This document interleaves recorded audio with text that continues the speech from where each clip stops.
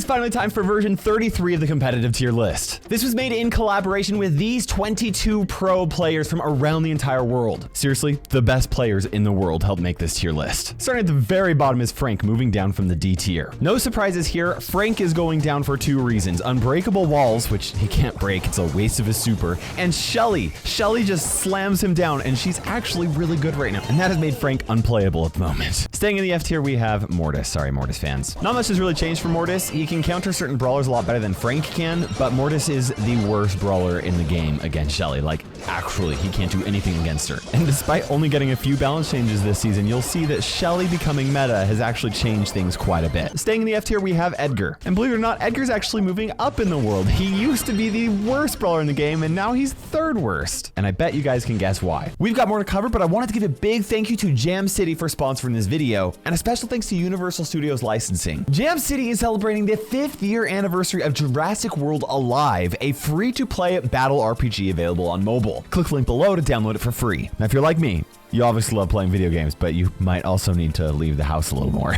With Jurassic World Alive, you can get gains IRL and in-game at the same time. The game uses GPS to map out the real world around you, and there are tons of dinosaurs to go and extract DNA from. Once you're close enough, you can use a drone to fire darts at the dinosaurs, which will then extract their DNA. Once you've collected enough DNA from a certain dinosaur, you can then use it to create your own and add it to your collection. Now, traveling around the world to collect hundreds of different dinosaurs is very fun by itself, but the game has a lot more to offer as well. There's an entire campaign to play through, as well as PvP, where you can verse random opponents online or challenge your friends directly. You can even join an alliance with other players to team up on quests and trade resources, and honestly, there are tons of free resources to collect every single day, but you can also collect a lot of rewards just by playing the campaign or battling other players, or finding in-game rewards by walking to real locations on your map. This is the perfect time to jump into the game because Jam City is releasing some iconic dinosaurs into the park for their 5th year anniversary. And from May 24th through May 31st, there will be extra in-game rewards for all players every day that you log into the game. So click that link in the description below and start looking for some awesome dinosaurs. And once again, a huge thank you to Jam City for sponsoring this video. Next we have the D tier, and starting us off is Bull, who is staying in the D tier. Not much has changed for Bull since the last tier list, but he's a little bit lower because of Shelly actually being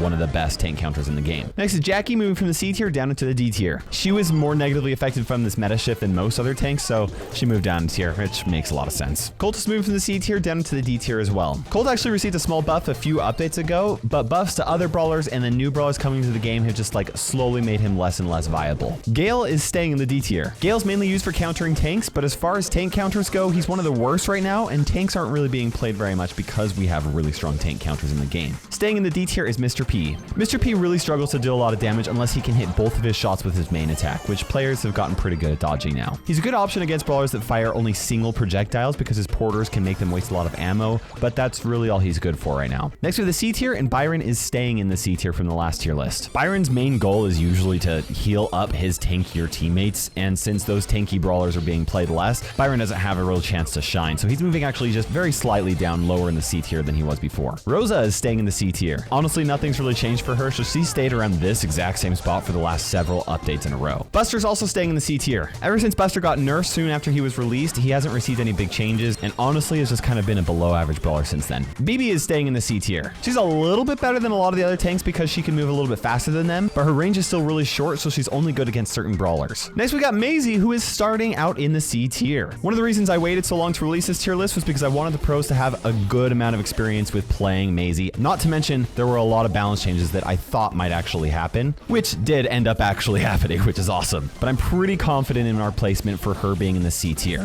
Her super is actually really strong and easy to use, but it is interruptible by a lot of brawlers, so actually she does get countered by them. But the real reason why she's just not very good right now is because of how slow her projectiles start out.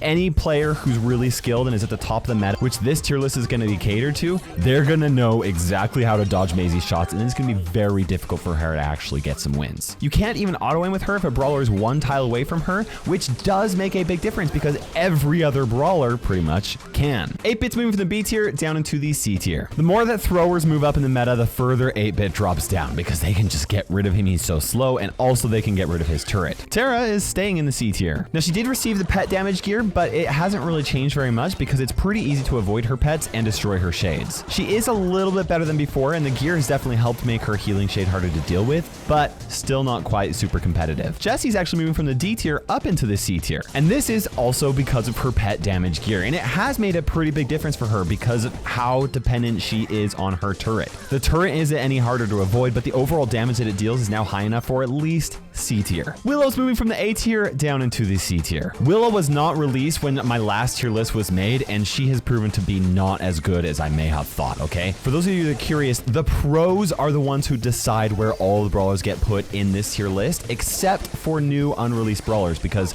the pros don't get to play those new brawlers before I do. So I make my best guess where they're going to be, and I was just wrong with Willow. Her super's pretty tricky to use effectively, and despite how much damage her main attack deals, it's still very easy to avoid, and she has a really hard time against healers. El Primo's moving from the B tier down into the C tier. He is sadly another victim to the Shelly apocalypse, which has dropped him down a whole tier, which honestly isn't that bad. He's still definitely a better tank option if Shelly is not in the match though. But now we're moving into the brawlers that are at least somewhat competitive, the B tier brawlers. These are competitive options on certain maps or modes, or with specific comps, or to counter specific comps. Nani is moving from the C tier up into the B tier. I'm so sorry. She's only really good on certain game modes and maps, but for those maps, she's one of the best options, which is why she's in the B tier. Chester's moving from the C tier up into the B tier. He did receive a buff to his health, and he's been able to get a little bit closer to enemies a lot more consistently. His overall survivability just increased enough for him to move up a tier, but he's still not like hyper competitive, which I'm fine with. B tier is honestly perfect for me with him, because I don't like RNG playing too much into competitive play. Mandy is staying in the B tier. Nothing's really changed about Mandy, so she is where she was in the last update. Next is Piper, also staying in the B tier. Now, although she's in the same tier, she's actually moving from the very top of the B tier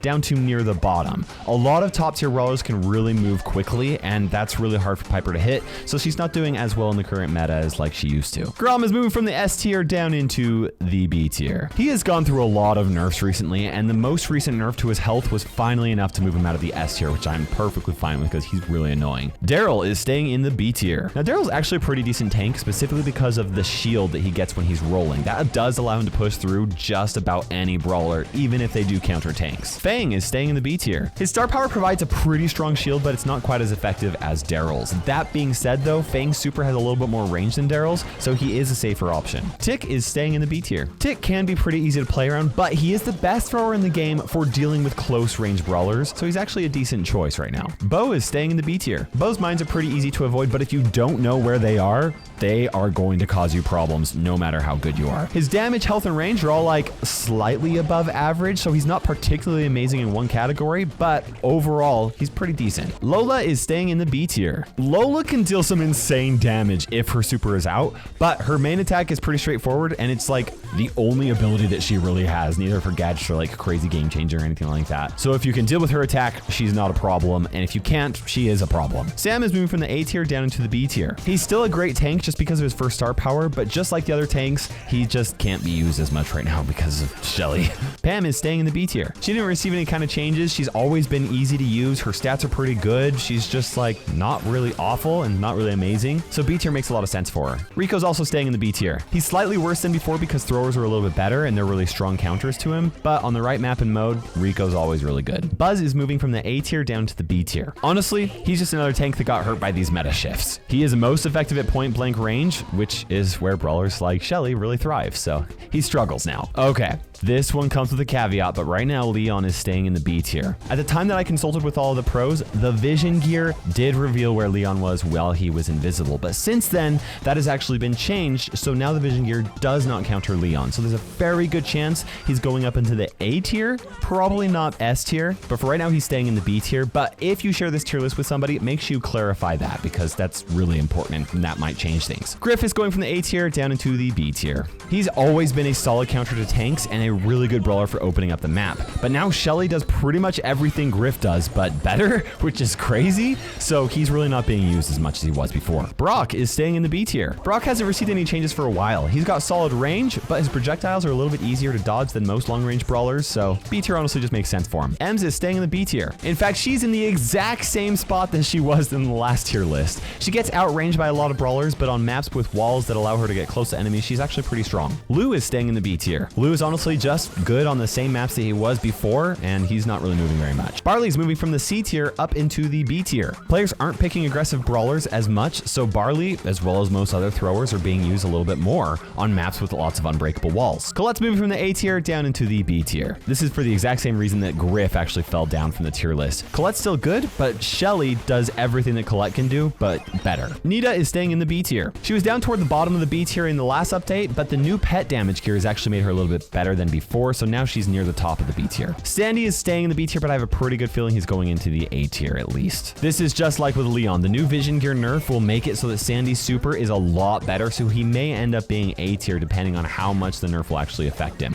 But for right now, it's hard to say. Spike's moving from the A tier down into the B tier. Honestly, this might be the first time in Brawl Stars history that Spike has been below A tier. And if he has been below A tier before, it's been a very long time. His biggest counters are throwers, who are being used a lot more, and there's a lot of brawlers that can pierce through his life plant gadget like Nita or Janet or Penny. So for the first time ever, Spike isn't consistently good. It is really weird how much a Shelly nerf can really change things up. Next up, we have the A tier brawlers. These are very competitive options. They're just not quite as strong as the S tier brawlers. And we're gonna kick things off with Hank here at the very bottom of the A tier. At the time of me recording this, Hank has not been released yet, and the pros have not had a chance to play him, so this is completely speculation on my own part.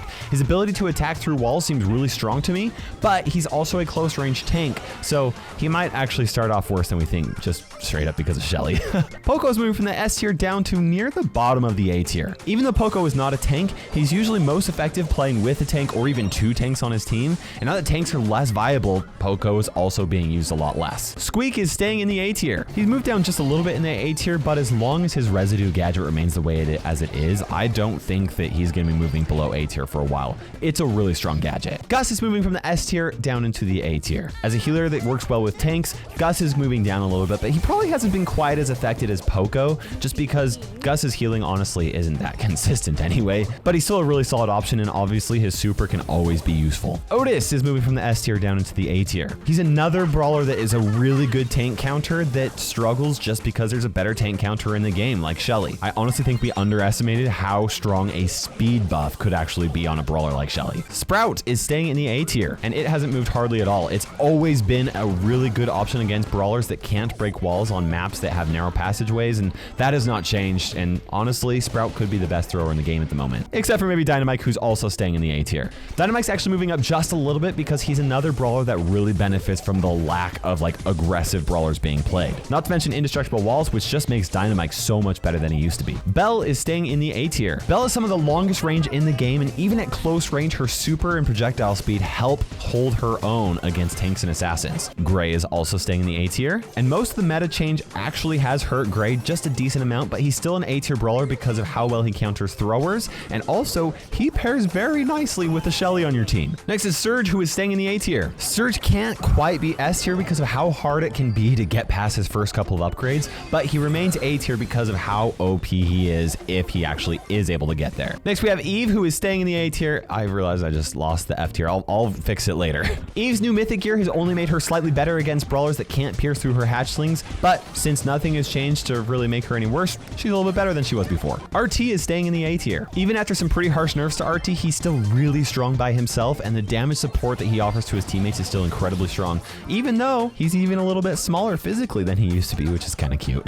B is moving from the S tier down into the A tier. B received a major nerf to her supercharged shot, and that alone is bringing her out of the S tier. But even with the nerf, honestly, she still plays pretty much the same and does her job very well. Bonnie is moving from the B tier up into the A tier. Bonnie's another really great counter to throwers that are being played a decent amount now, and her cannon form actually isn't bad against a lot of the long range brawlers in the game. Amber is moving from the B tier up into the A tier. Amber honestly probably would have been in the S tier if they hadn't already nerfed her new mythic gear. Even with the nerf, that gear by itself is enough to bump Amber up an entire tier, almost at the top of the A tier. Carl is staying in the A tier. He's honestly really close to where he was in the last tier list. Nothing's really changed for him. He's still a good counter to throwers, and there just aren't many brawlers in the game that can counter him, so he's usually a safe choice. Gene's moving from the S tier down into the A tier. The main reason Gene hasn't been hurt by this meta is because he doesn't deal with pets very well, and with the new pet damage gear, those brawlers are actually being used a little bit more. Stu is moving from the S tier down into the A tier. Stu is actually kind of a toss-up between S tier and A tier, honestly. Like this tier list, he's really good.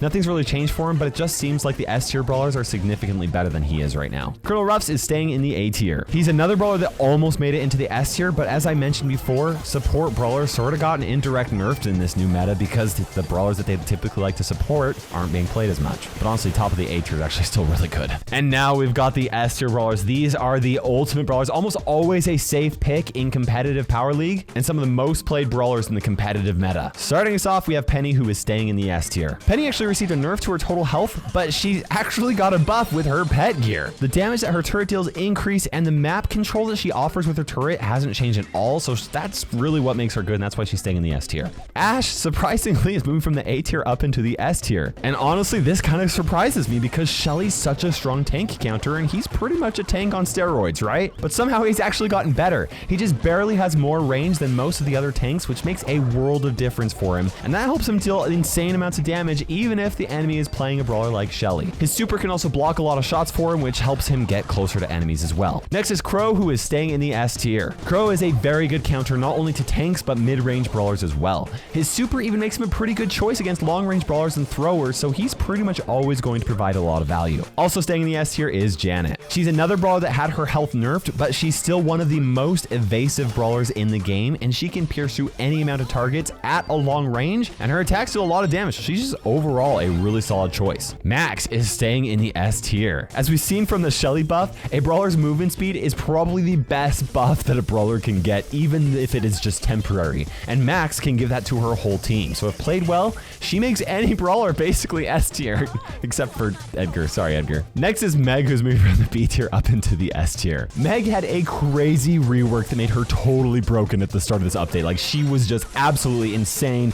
Everybody was playing her. She was nuts. I banned her every single match that I could in Power League. And even after several nerfs, she still seems to be very overpowered, and I wouldn't be surprised to see even more nerfs in her future. Despite all of those changes, a majority of the pros still selected Meg as one of their top 3 most picked brawlers. And moving from the very bottom of the tier list all the way past every single brawler in the game. This is not a joke. This is serious. Shelly is the #1 brawler right now. This is the biggest shift in the meta from any brawler that we have ever seen, and the only change to her was a movement speed buff from normal past fast and up to very fast. And that just goes to show how insanely strong a movement speed buff actually can be. One thing to really keep in mind here is the fact that speed really works well with Shelly because of her star powers and also because of her gadget. She can slow people, she can deal damage from a distance, she counters a lot of brawlers, and there's a lot of brawlers that can't do anything against her because of how strong she is right now. Now, I will say, in the S tier, it was very difficult to decide which ones were the absolute very best and which ones were near the bottom of the S tier. Literally, all of them were selected by a lot of the pros as their top 3 brawlers, so it was really hard to pick, but clearly, they stand above the rest of the brawlers. If you share this tier list with anybody, make sure you include my face in there, and also please explain that Sandy